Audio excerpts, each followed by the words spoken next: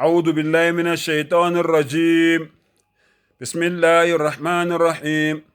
ولا تلبسوا الحق بالباطل وتكتموا الحق وأنتم تعلمون. Ngicela u-Allah angivikele kusathane ongathandwa egameni lika Allah onomusa onesihawu. Ungaxubi iqiniso namanga, ungalifihli iqiniso noma uligubezele ulazi. Ngisaqhubeka nabafowethu nodadewethu bamaNazaretha.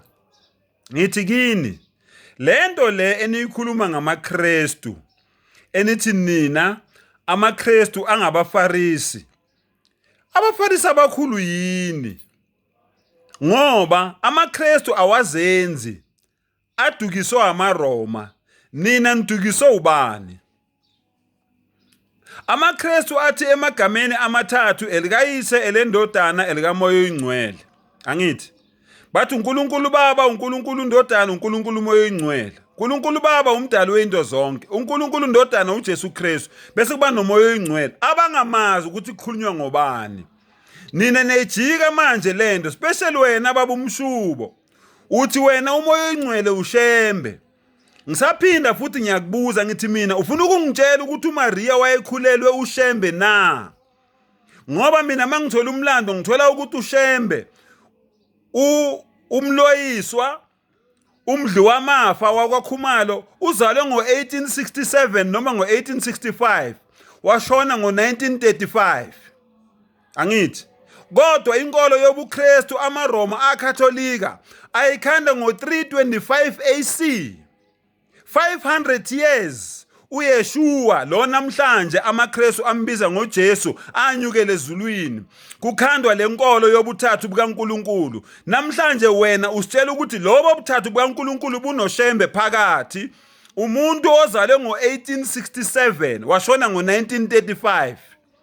Likuphi iqiniso baba umshubo kulento le wena oyishoyo? Ngicela ukuthi nonke maNazaretha nenze ucwaningo mayelana nenkolo yenu. Labaholi benu abaniphethe, labaphathi benu abaniphethe bayanidukisa, baniphosela intambo nibambelele entanjeni, banidonsa kancane, banidonsela esihogweni, egeheni lomlilo, emlilweni ongenamkhawulo. Kungani ngikhuluma lento? Ngifuna ukuthi bonke abantu basekuphakameni nabasebuhleni abakhonza unyazi lwezulu nabakhonza inyanga yezulu, nazi ukuthi lento eniyenzayo uNkulunkulu akayifuni.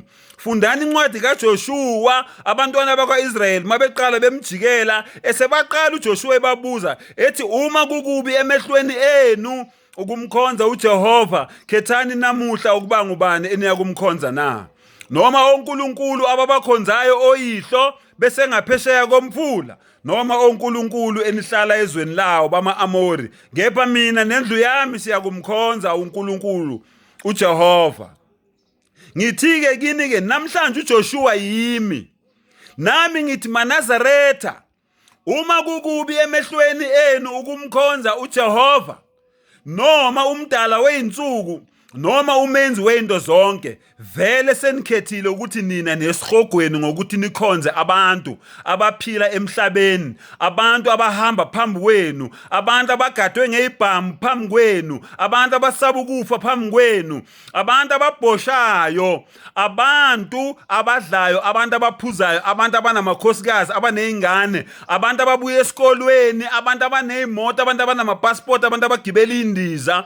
Kodwa nina namhlanje nitshela abantu ukuthi labo bantu labo bangonkulunkulu. Ngithi nina maNazaretha enilalela labo bantu labo benidukisa, nifuna nazi namhlanje ukuthi niya esihogweni nazi. Ningathi manifika esihogweni bese niyamangala ukuthi esihogweni ningene kanjani.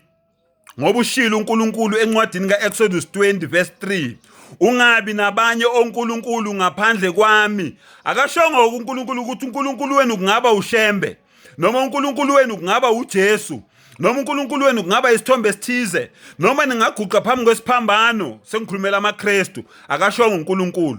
Uthi ningazenzeli isithombe ezibaziweyo namfanekiso walutho okusezulwini phezulu, nokusemhlabeni phansi, nokusemanzini ngaphansi komhlaba.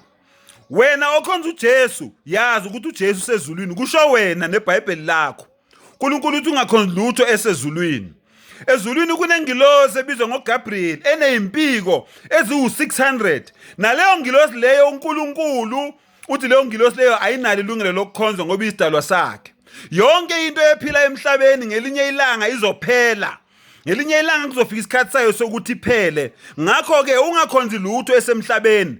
Labo baba labo bakwaKhumalo nina enibakhonzayo baphila emhlabeni phambi kwenu. Bahamba phambi kwenu, bakhuluma nani phambi kwenu, abanye bafile phambi kwenu, nalabo enibakhonzayo manje basazofa phambi kwenu. Abanye nizofa besaphila. Umbuzo wami uthi ngoba nithi nina nifakwa ushembe ezulwini, njengoba abantu basekuphakameni befa, oshembe basale la emhlabeni, yimuphi lo shembe obafaka ezulwini ngoba babashiya la emhlabeni bese bayafa bona? Yimuphi ke lo shembe obafaka ezulwini? Ngoba ethuneni ngiyaphinda, angeke uze umbone ushembe ethuneni. Ngakho ke mina ngubona umehluko kini namaKristu. AmaKristu akhonza uJesu umuntu. Into engakazi bekhona. Ngisazokhuluma namaKristu ngiwatshela ukuthi uJesu into engakazi bekhona. Ngisazokhuluma namaJehovah's Witness ukuthi uJehova into engakazi bekhona. Nabo ngizobahlahlulela umlando wabo ukuthi iJehovah's Witness isuka kuphi, iqale kuphi, kanjani. Ngisazoya kumaJehovah's Witness. uJehova into engakazi bekhona. uJesu into engakazi bekhona. Izinto lezi ezakhandwa amaRoma. Babuya bazodukisa ngazo abantu la eAfrika ngoba behalela umhlaba wethu, behalela umcebo wethu. Mabeqeda basinikeza incwadi ebhala ukuthi ungaphingi, ungebi, ungabulali, ungafakaza amanga, ungayifisi into kamakhelwane. Besho bona zonke lezi zinto lezi abazibhalela eBhayibhelini bezenzile bona. Angikho ke lapho. Ngithi kuwo wonke amaNazaretha, hambani niye esihogweni nazi ukuthi lawo baba labo abanifundisa amanga ngenkolo yobuNazaretha. Ayikho lento ukuthi ushembe umoya oyingcwele, ushembe ungomunye wobuthathu bukaNkulunkulu. Amanga alihlaza cwe, banishaya ngemfe iphindiwe, bawuhubhu kaBhejane, banisengela ezimithiyo. Hambani ke amaNazaretha amahle niye esihogweni nazi ukuthi nesihogweni ningafiki lapha ya bese niyamangala. Angiphele ke lapho. Wa akhiru dawana anilhamdulillahi rabbil alamin. Sengathi uNkulunkulu anganivula ingqondo, anivule amehlo. Mina okunokuthi ngikhonza ushembe ngwasemambatheni, mina ngizalwe ebukhosini. Thina sakha ngomqangabhoda abafokazana bakha ngotshani. Thina sithiya ngeenkomo abafokazana bithiya ngamahlahla.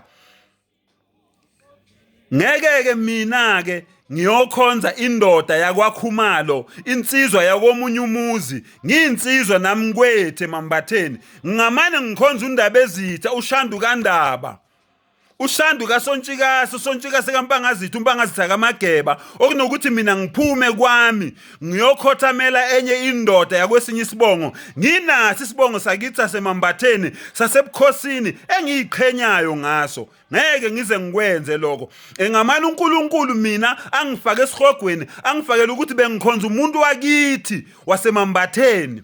Angisho ukuthi ku wrong, ku right ukukhonza abantu abangasekho, kodwa mina kunokuthi ngikhonza umuntu wakwaKhumalo, mina ngwasemambatheni, nami ngwasebukhosini, mina ngiyena umfokazane. Ngingamane ngingakhonza umuntu wakithi emambatheni, ngazi ukuthi ngishela into ekhona esihogweni ukuthi bengikhonza umuntu wakithi kwaMbatha, hayi ngikhonza indoda yakwesinye isibongo. Ngiyaxolisa lapho ningixolele. Uma kukube emehlweni enu ukumkhonza uJehova, ukumkhonza umdala weinsuku, ukumkhonza uMvelinqangi, qhubekani nikhonze abantu bakwaKhumalo, abantu abaphila emhlabeni, abantu abakade behamba amakhothi phambi kwenu belwela umcebo wesibongo sakubo. Qhubekani nikwenze lokho. Kodwa lawo bantu laba enibakhonzayo emathuneni ngeke nibabone. Wa akhiru dawana anilhamdulillahi rabbil alamin. Subhana rabbika rabbil izzati amma yasifun wa salamun ala al mursalin walhamdulillahi rabbil alamin.